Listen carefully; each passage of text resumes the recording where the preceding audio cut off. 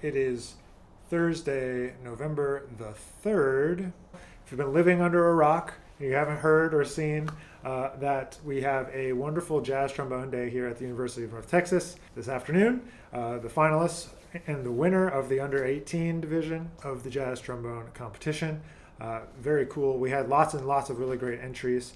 But the first thing I need to do is thank once again the sponsors of this event, which is many great companies. But first of all, I need to thank the University of North Texas and the jazz division, in particular Rob Parton, our chair, for being a champion of this event, as well as our dean, John Richmond, and everyone else at UNT that's been supportive of this event from the beginning. And I need to give a big shout out to the development team at UNT that really helped bring our sponsor team on board to be able to present a really amazing event this year. And if you didn't see it yet, December 3rd is the Jazz Trombone Day here at UNT in Denton. It's totally free. It's going to be streamed online, so if you want to attend from anywhere in the world, you can.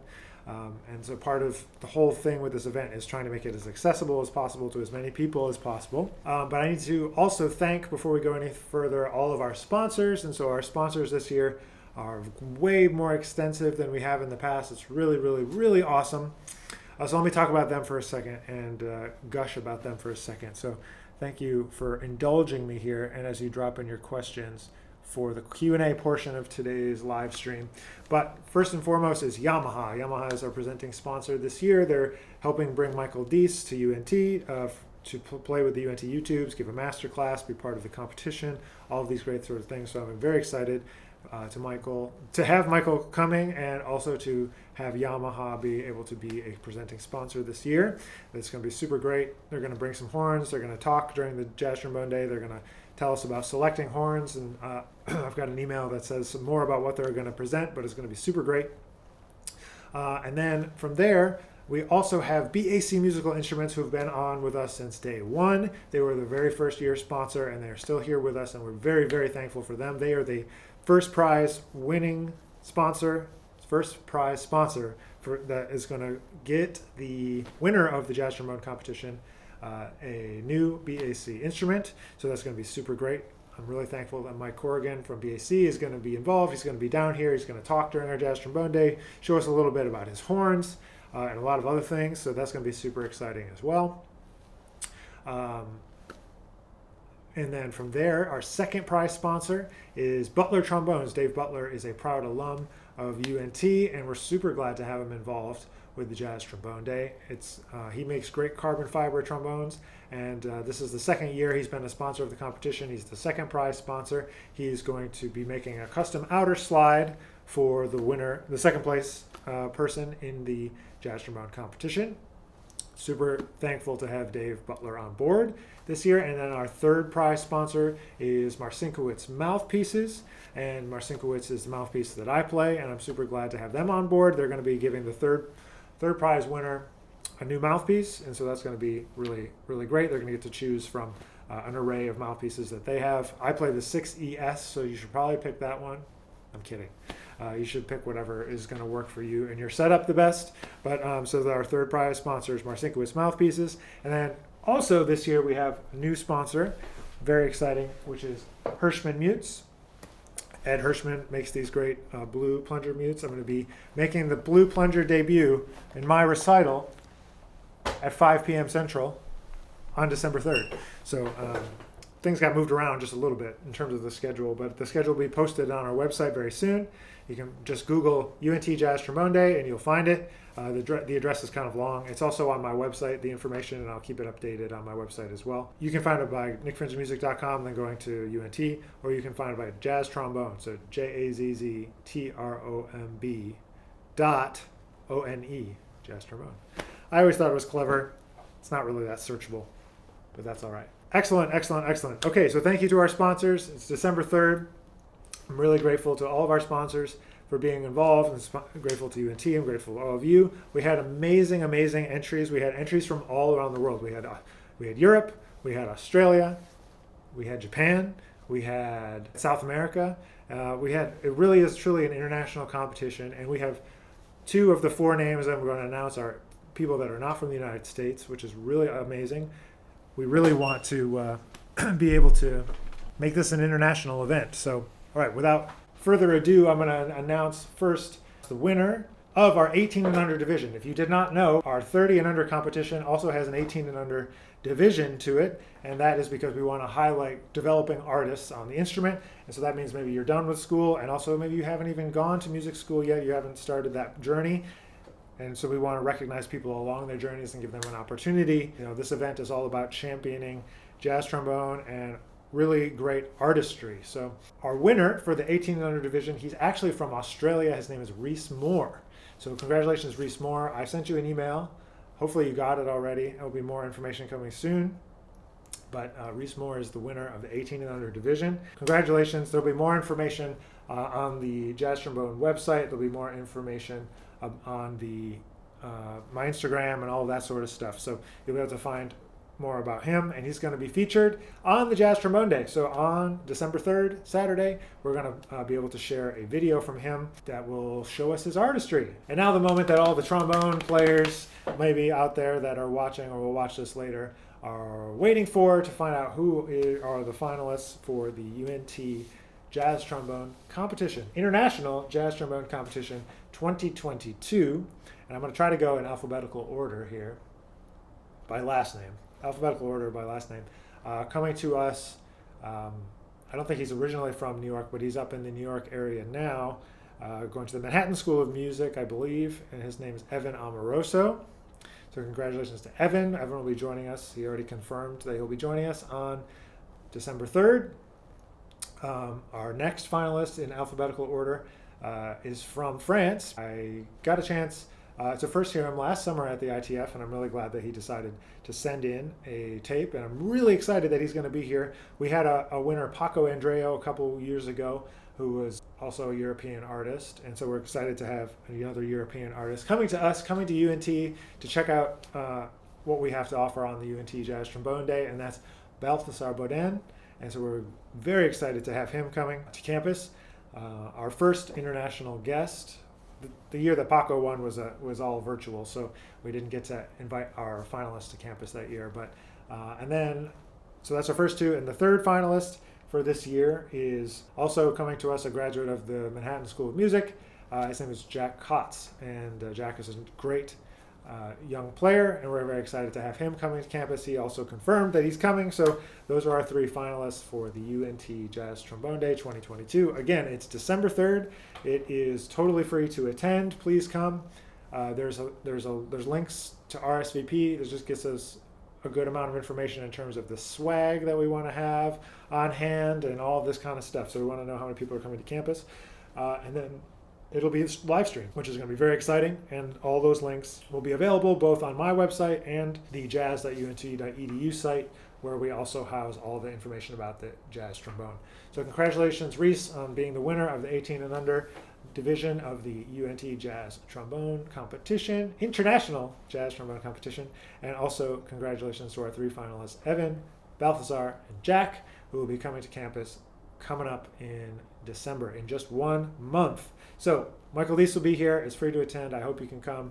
I know that was a long commercial for our UNT Jazz Trombone Day. We're going to kind of switch gears here and go into our usual Q&A session. All right, when did you start learning the tunes you wanted to learn versus the tunes that you thought might be called at jams? Probably around my junior year of college, and realizing that, there's two different competing areas of attention, right? There's the what am I supposed to do? What should I learn? Because I want to be able to participate in these jam sessions and all that sort of thing. And then what I want to do. And sometimes they're aligned and sometimes they're not aligned. So you want to make sure that you are putting some attention into both buckets, at least in my opinion. You should kind of sprinkle it in. So for example, in our studio here at UNT, what I do is that we have a kind of 5 tunes per semester that I pick and 5 tunes that the students pick. And so that allows them agency to pick. Maybe it's tunes that they want to learn or that they think they want to know for jam sessions.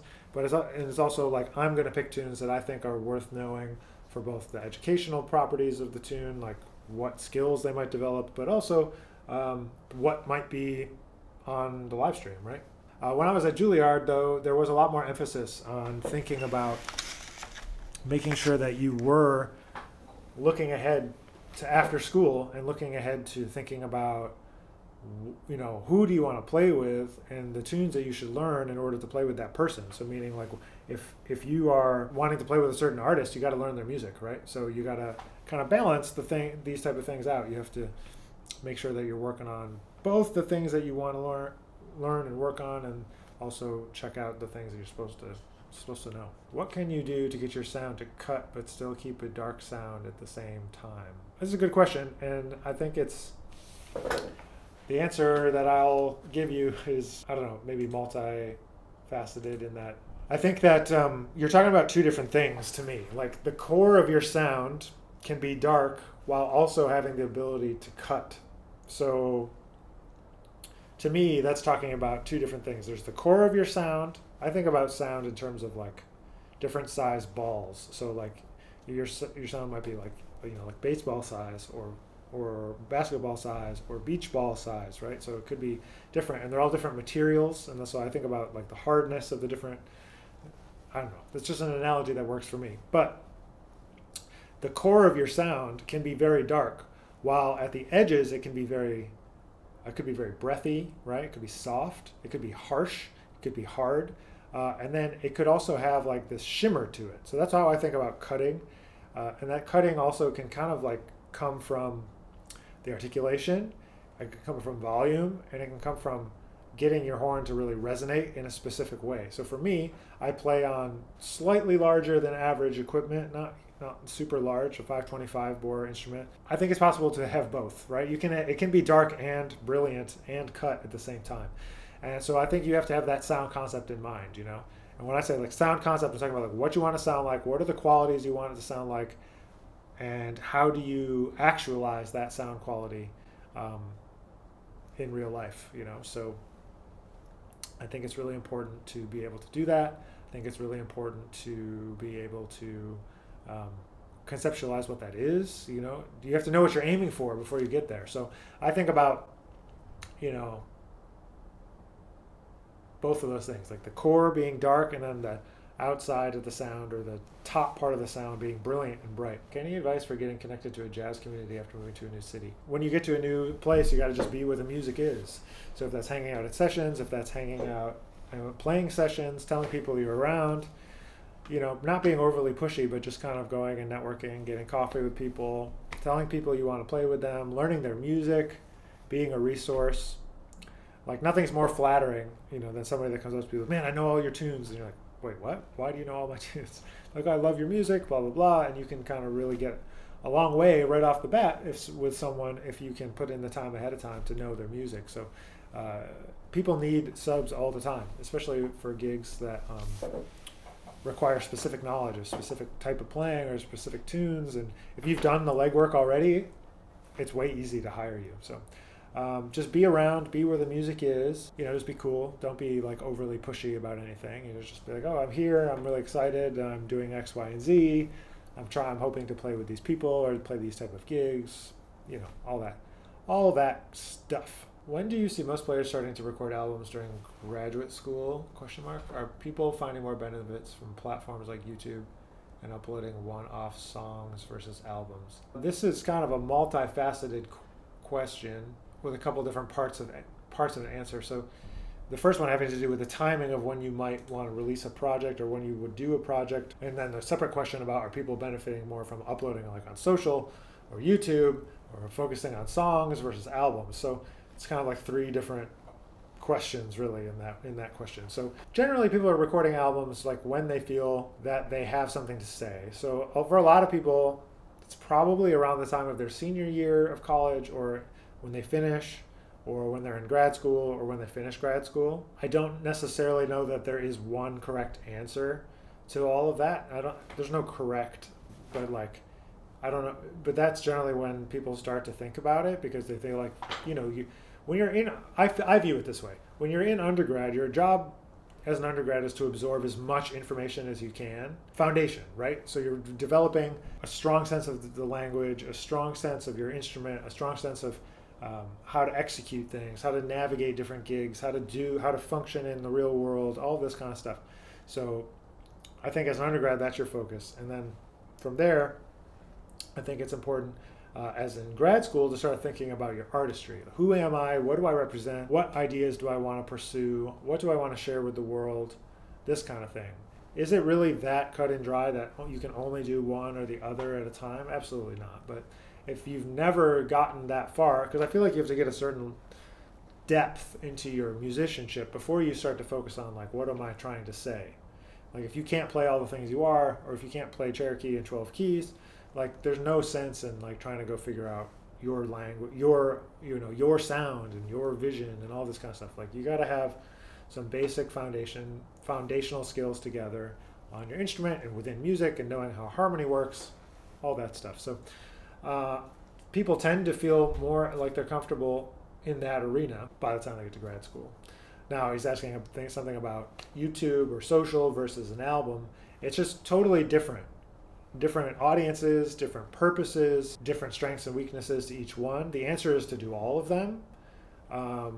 One thing that I don't think I can convince anyone of, and even myself, I have a hard time convincing myself of it, but as a label owner and music marketer and all of these things that I do, it's extremely obvious to me that it's all about the song, right? And in jazz, it's not about the song. It's about the process. It's about what comes from the song, and it's about the development of the ideas over the song over time, and how every performance of that song is different. But in every other genre, it's all about the song, the song, the song. A single has more life, However, when you start to try to build a presence using all the tools available to you, where there is attention and where there are people to check you out, whether that's on Instagram, or it's on TikTok, or it's on YouTube, or it's on Facebook, wherever it is you want to be, you need to use each platform to its advantage. Uploading a 90-minute album to a YouTube video is not a good idea, right? So to me, the answer is doing all of them. If you can focus on doing singles to establish yourself out there, that's very helpful. But then also, if you want to be relevant to the jazz press, like, they don't care about singles, they want albums. So in our case, in our industry, we're like in a weird time.